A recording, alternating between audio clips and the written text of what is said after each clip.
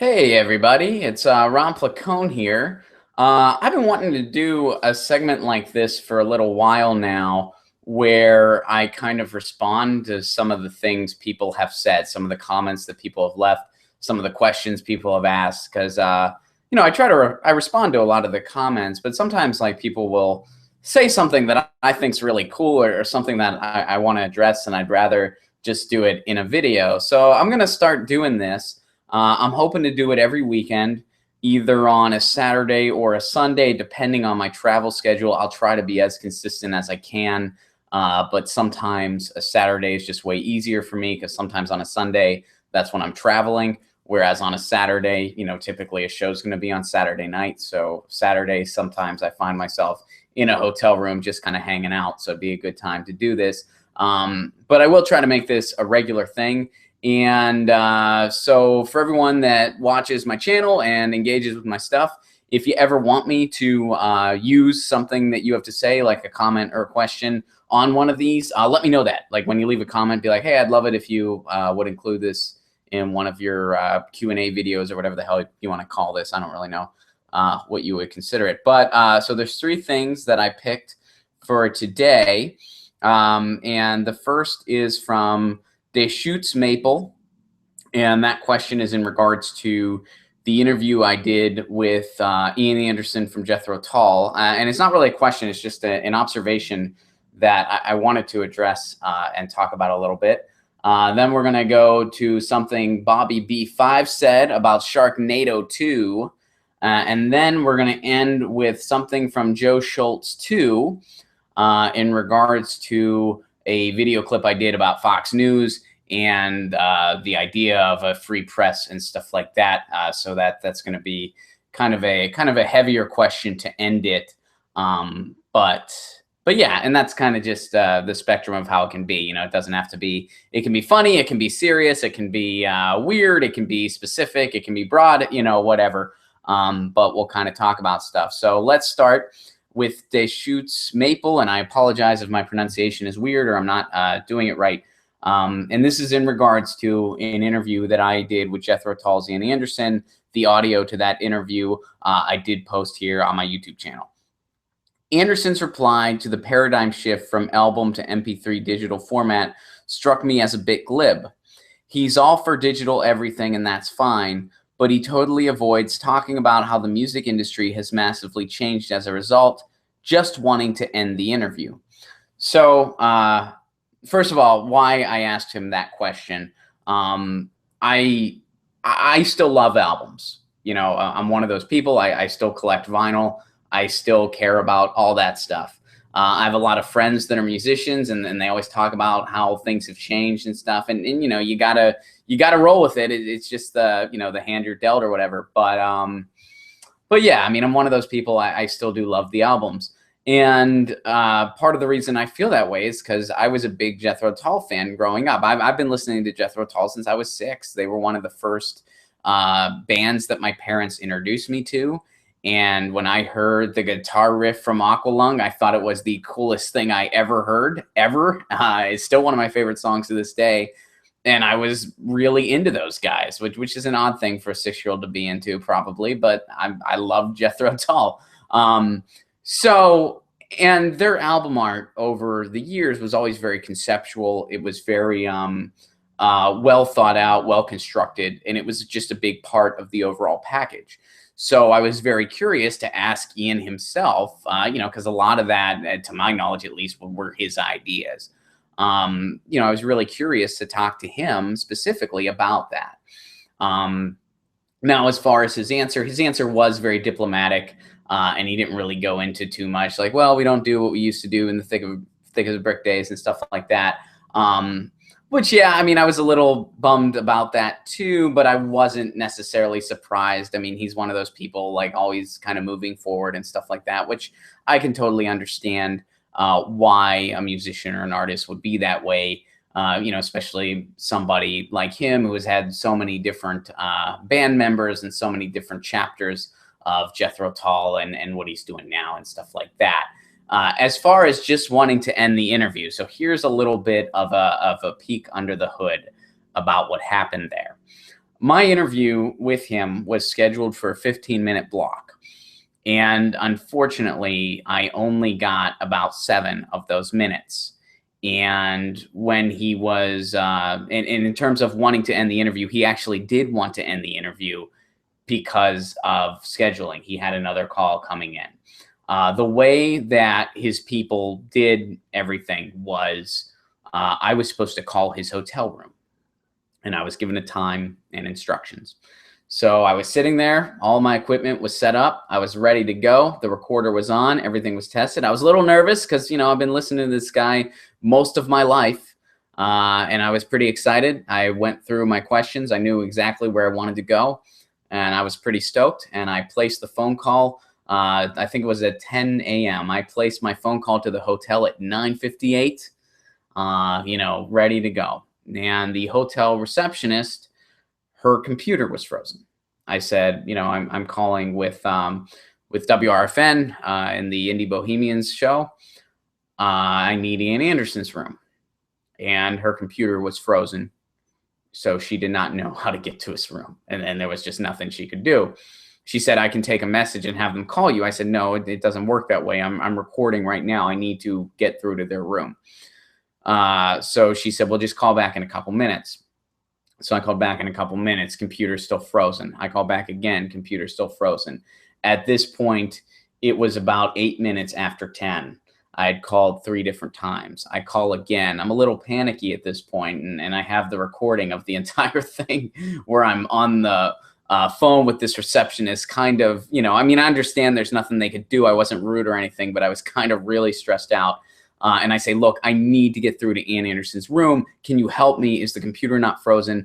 And I don't know if it was like a senior person or what, but it was someone that kind of had, I guess, figured stuff out. And she said yes right away. So I get transferred to the room. I'm about, 8 minutes late at this point.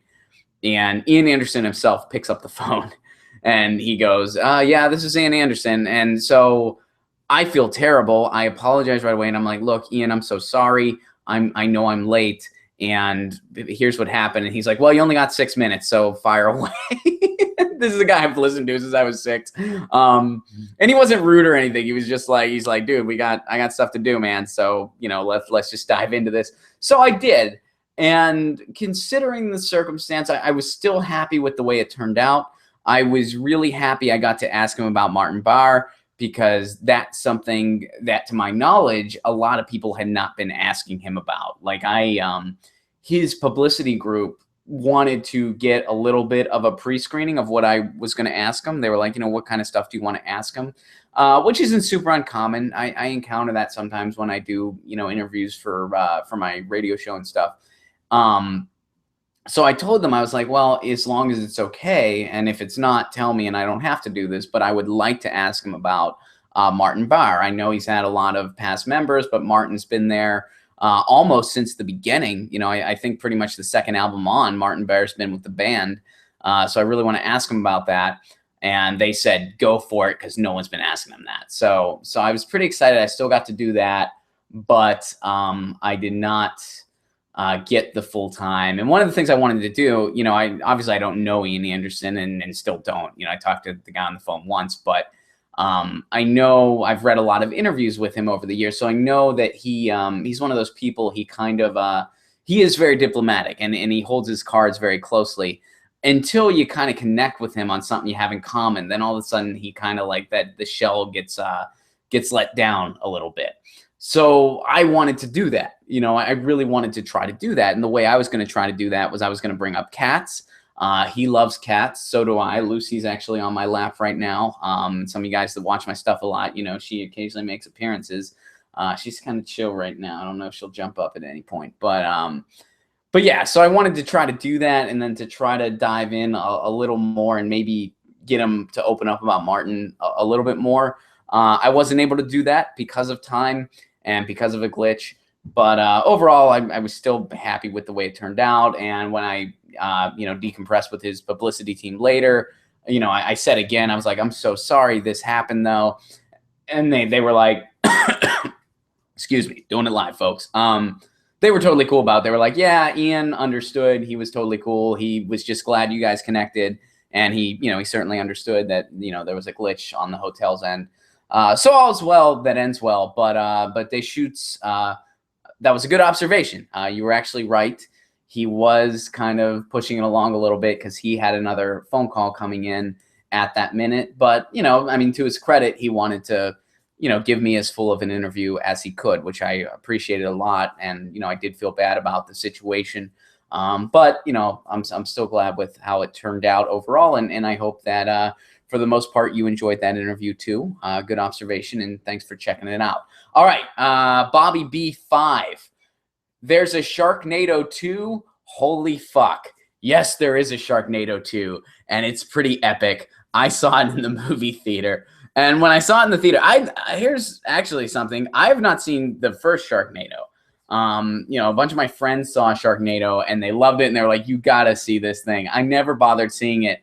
But when Sharknado 2 came out, a group of my friends were like, we got to see this in the theater. So we did.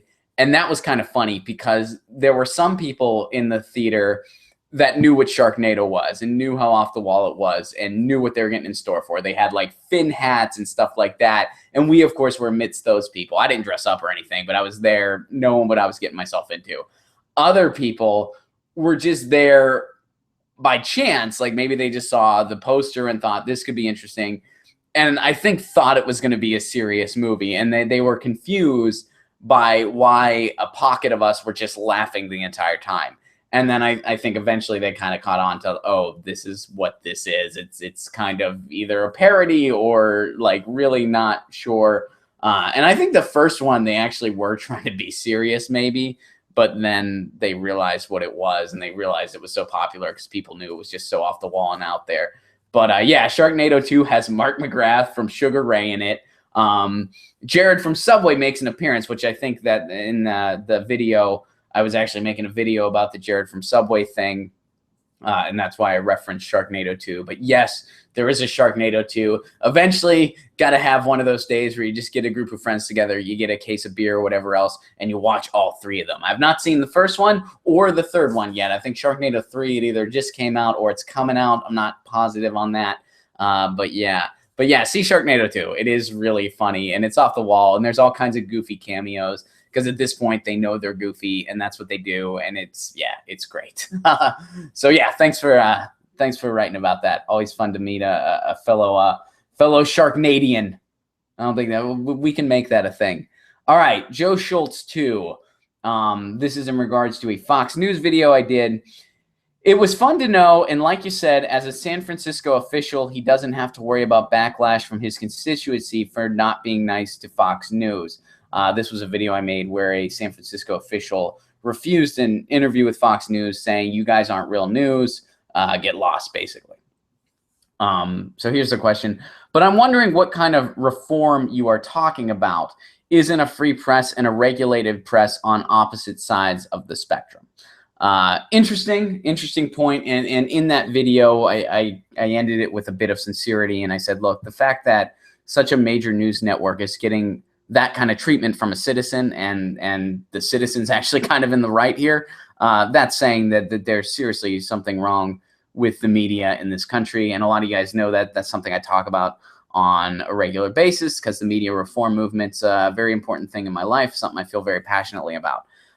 So in regards to that question, isn't a free press and a regulated press on opposite sides of the spectrum?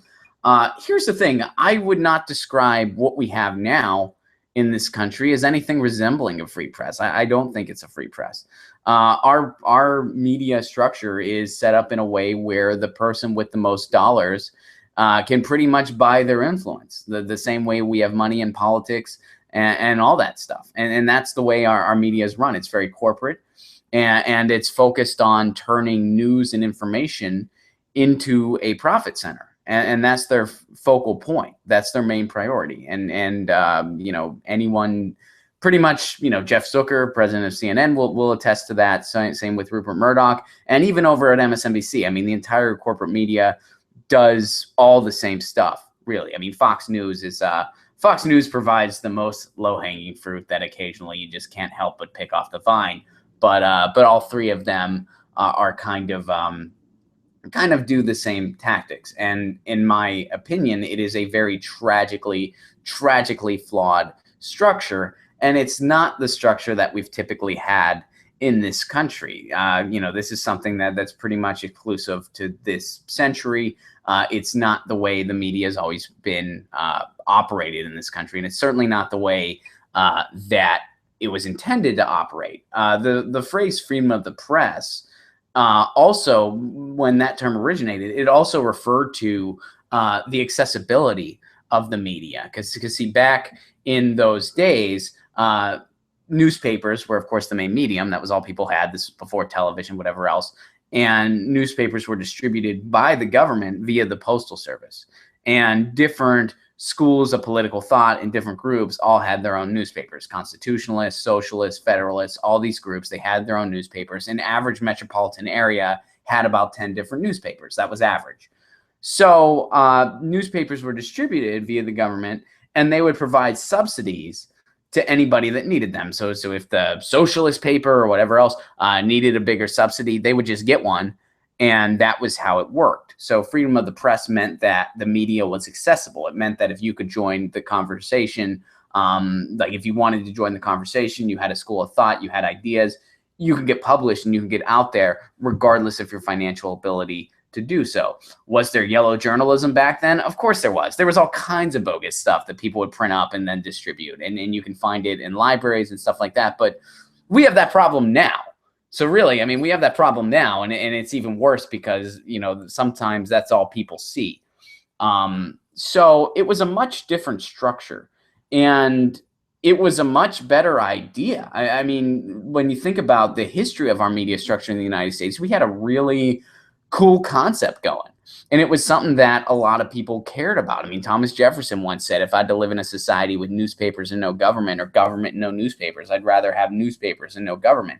Being informed was placed on the utmost of importance. And the idea of a democratic society where people could make their voices heard, that was really important. And over the years, we've lost that. And now we have this more quote, free market mentality where the people with the most financial power can kind of just buy media and buy influence. And that's why you have, Rupert Murdoch's wet dream over at Fox News. And that's why you have a corporate media that's focused on pleasing advertisers and trying to make as much money as possible, as opposed to providing a service to a populace. When you're solely focused on that type of structure, it will inevitably be very tragically flawed and, in my opinion, at a complete point of crisis. And I do think we have the ability to build a better media structure in this country. I do think it's not out of the realm of possibilities in my lifetime. I mean, I speak about this stuff on college campuses.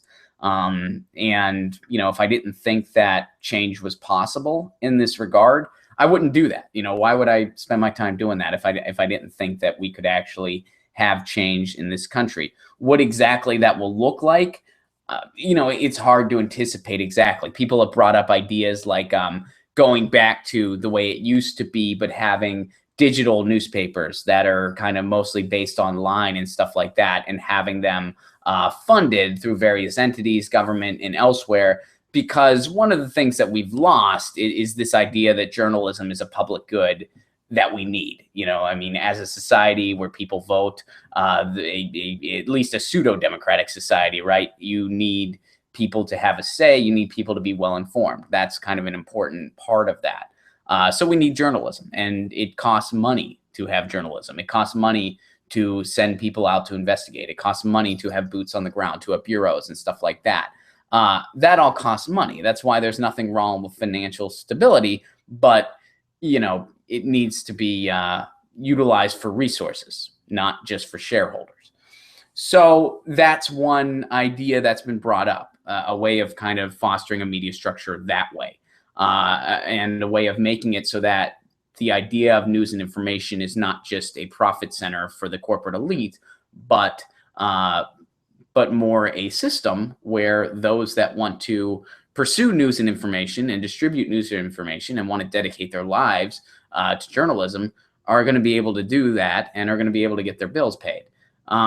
So when I say media reform, that's kind of what I'm referring to. I do think the current structure that we have is very tragically flawed. And we could go more into how these businesses operate. Now, that's not to say that there's not diamonds in the rough. I have a lot of I have friends that work for CNN. I have friends at MSNBC. I even have friends that contribute to Red Eye over at Fox News, comedian friends of mine, and so forth. It's not like it's all X or all Y. It's just more looking at it from the broad perspective and saying this structure is problematic, and we kind of need to we kind of need to reassess the way we do things. Now, change is not going to just be a piece of policy that gets passed right away. Change is going to be people changing their daily habits. And in my opinion, that change is already happening. I mean, if you look at the statistics with the cable television news and stuff like that, enthusiasm is at an all-time low. Trust is at an all-time low. The numbers continue to decline. And part of that is because of the medium itself, yes, but part of that is also because people are just thirsty for actual news. And that's why, like stuff like the Young Turks is so successful. That's why there's independent outlets that pop up all over the place. And especially the younger generation. I do think there's kind of going to be a really big shift. It's hard to anticipate what exactly that's going to look like. But I do think that it's going to occur. I think it's already occurring. And I just kind of like to participate in every way that I can. So yeah, hope that answers that question. And yeah, this was fun. This is kind of what it's going to be. I'm going to take 3 questions. I feel like any more than that would be too much. And hopefully I'll be a little less all over the place, but this is my first time doing this. I think I'll do it as a stream. I think that works.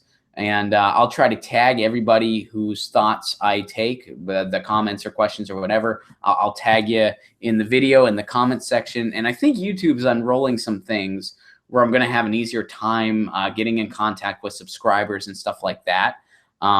So, depending on what tools may be down the road, I may have an easier time to be like, hey, I'm going to use this thing you posted. I'm going to talk about this thing you posted. Check out the video. But for now, I'll just make sure that folks are in the comments and stuff like that. So thank you for your thoughts, Deschutes and Bobby and Joe. I really appreciate that. Thank you for checking out my stuff. And again, for anyone else, if you want me to address one of your ideas or one of your thoughts, just mention that when you leave a comment. Be like, hey, I'd love if you'd consider this for a video or whatever. And chances are I will. That's not a problem. I'm not, I don't have so much interaction that I can't see it all. So yeah, that'd be great. Thank you for checking this out, and I'll be back at you. This is Ron Placone signing out.